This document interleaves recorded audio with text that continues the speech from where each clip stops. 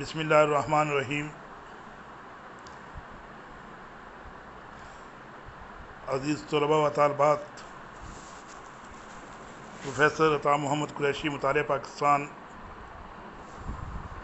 عزیز طلباء و طالبات، آج کا ہمارا ٹاپک قرارداد پاکستان۔ یہ تو آپ جانتے ہی ہیں کہ قرارداد پاکستان 23 مارچ 1940 کو لاہور کے منٹو پارک، جسے آج کل اقبال پارک بھی کہا جاتا ہے، یہ مسلم لیگ کا سالانہ اجلاس تھا، جو کہ قائد اعظم علیہ رحمت کی صدارت میں منعقد ہوا۔ برصغیر پاک و ہند کے طول و عرض سے لوگوں نے اس اجلاس میں شرکت کی۔ اجلاس میں شرکت کرنے کا مین مقصد بھی یہ تھا کہ حکومت برطانیہ کو یہ پیغام پہنچایا جائے کہ برصغیر پاک و ہند میں مسلمان قوم اب بحیثیت ایک قوم کے آباد ہے، جن کی سماجی، معاشرتی، مذہبی، سیاسی تمام ضروریات ہیں جو کہ حکومت برطانیہ کو ہر حال میں پوری کرنی ہے۔ ایسی صورتحال میں اس اجلاس کا منعقد ہونا یقیناً مسلمان برصغیر کے لیے ایک بہت بڑا اہمیت کا حامل وہ دن تھا۔ اس لیے اس اجلاس کی قرارداد کو شیر بنگال مولوی فضل حق نے پیش کیا، اور اس قرارداد کو برصغیر پاک و ہند سے آنے والے تمام مسلم رہنماؤں نے پرزور طریقے سے اس کو قبول کیا اور واضح کیا کہ مسلمانوں کا یہ مطالبہ جو کہ مولوی فضل حق نے پیش کیا ہے، یقیناً برصغیر پاک و ہند کی یہ مسلم قوم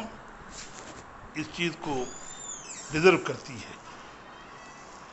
قائد اعظم علیہ رحمت نے اپنے صدارتی خطبے میں یہ بات واضح کرنے کی کوشش کی کہ 1857 کی ناکامی، جنگ آزادی کی ناکامی کے بعد مسلمان رہنما مسلسل اس فکر میں تھے کہ کسی طریقے سے مسلم قوم کو بحیثیت ایک قوم کے برصغیر پاک و ہند میں منوایا جائے، اور پھر آپ نے یہ بات واضح کرنے کی کوشش کی کہ یہ جو مطالبہ اس قرارداد میں کیا گیا ہے، یہ مطالبہ وقتی غصے یا جذبے کے تحت نہیں ہے، بلکہ اس کے پس پردہ ایک ایسی لاجک ہے کہ جس پر مسلمان قوم یہ واضح کرنا چاہتی ہے کہ ہندو مسلمانوں کو ایک قوم نہ سمجھیں، بلکہ 1909 کی منٹو مارلے اصلاحات کے حوالے سے انہیں بحیثیت ایک قوم کے تسلیم کریں۔ اس لیے ہماری ماضی کی بہت سی شخصیات نے اپنی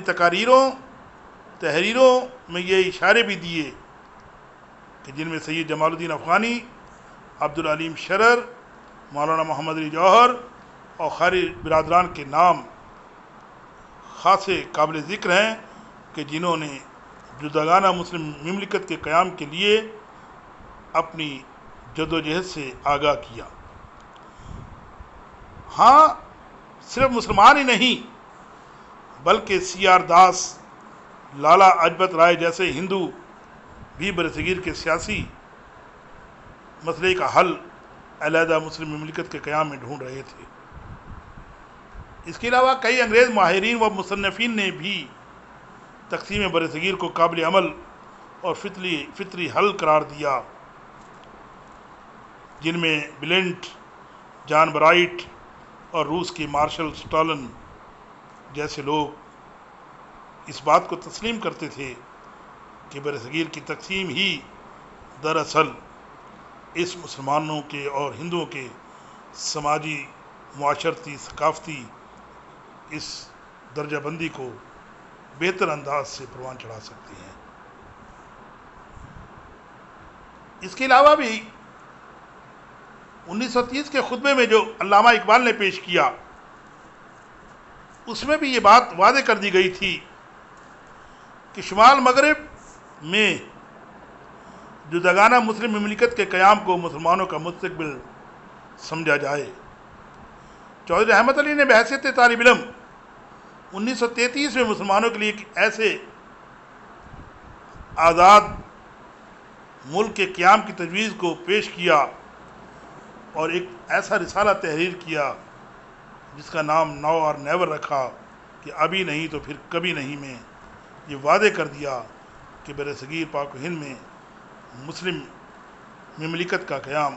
اب لازم ہے۔ سندھ مسلم لیگ نے 1938 کے اجلاس میں بھی ایک ایسی قرارداد پاس کی کہ جس سے برصغیر میں مسلم مملکت کے قیام کو لازم قرار دیا گیا۔ قائد اعظم علیہ رحمت نے سید حسن رضا کی کتاب پاکستان ناگزیر میں انٹرویو دیتے ہوئے کہا کہ برصغیر پاک و ہند میں علیحدہ مسلم مملکت کے قیام کی جدوجہد کا فیصلہ ہو چکا ہے، اور پھر جب 1940 میں قائد اعظم علیہ رحمت نے قرارداد پاکستان کے بعد جو صدارتی خطبہ دیا، اس میں آپ نے وہ نکات پیش کر دیے کہ جس سے یہ بات واضح ہو سکے کہ مسلمان ایک الگ قوم ہیں، اپنا جداگانہ ثقافتی، سماجی، مذہبی نظام رکھتی ہیں۔ برصغیر ایک ملک نہیں بلکہ ہندو مسلم تنازع نے بھی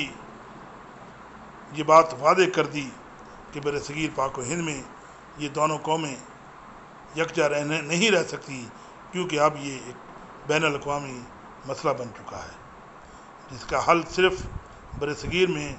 سے ایک سے زیادہ ریاستوں کا قیام ہے۔ متحدہ برصغیر میں مسلمانوں کے حقوق کے محفوظ رہنے کا امکان یہی ہے کہ الگ مملکت بنا دی جائے۔ انہوں نے مختلف ملکوں کی تقسیم کی مثالیں دیتے ہوئے کہا کہ برطانیہ سے آئرلینڈ الگ ہوا، چیکوسلواکیہ کی تقسیم کے نتیجے میں الگ ملک جو ہے مارد وجود میں آیا، اور اگر جنوبی ایشیا کو تقسیم کر کے مسلمانوں کو جداگانہ مملکت بنانے کا حق دے دیا جائے تو یہ فیصلہ کوئی برا نہ ہوگا۔ آپ نے اس قرارداد کی باہمی بنیادی نکات کو مزید واضح کرتے ہوئے کہا کہ باہم ملتی جلتی یعنی متصل اکائیوں کی نئے خطوں کی صورت میں حد بندی کی جائے، شمال مغرب اور مشرق میں مسلم اکثریت والے علاقوں میں آزاد مسلم مملکتیں قائم کی جائیں۔ برصغیر کے لیے تقسیم کے علاوہ کسی دوسری سکیم کو منظور نہ کیا جائے۔ تقسیم ہو جاتی ہے تو ہندو اکثریتی علاقوں میں مسلم اقلیت کے حقوق کے تحفظ کا مناسب بندوبست کیا جائے۔ یہ وہ قرارداد کی بنیادی نکات تھے جو کہ قائد اعظم علیہ رحمت نے اپنے صدارتی خطبے میں بیان کیے۔ اب اس خطبے میں کا پیش ہو جانا اور قرارداد پر بحث ہو جانے کے بعد اب یقینی طور پر قرارداد کے خلاف رد عمل کا اظہار ہونا تھا۔ ہندو پریس اور ہندو قائدین نے مطالبے کے خلاف اظہار رائے کرنا شروع کر دیا، قرارداد کا مذاق اڑایا۔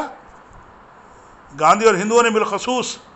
قرارداد کی مخالفت کرتے ہوئے اسے قطعاً مسترد کر دیا۔ مسلم لیگ قرارداد کو قرارداد لاہور کہہ رہی تھی، جبکہ ہندو پریس نے طنزاً اسے قرارداد پاکستان لکھنا شروع کر دیا۔ مسلمان قائدین نے اس نئی اصطلاح کو اپنا لیا اور آج تاریخ کے اوراق میں قرارداد پاکستان کے نام سے ہی اس چیز کو درج کیا گیا ہے۔ مولانا شبیر احمد عثمانی، مولانا اشرف علی تھانوی، مولانا ظفر احمد انصاری اور دیگر مشائخ اعظام اور علماء کرام نے اس قرارداد کی بھرپور حمایت کی اور وعدہ کر دیا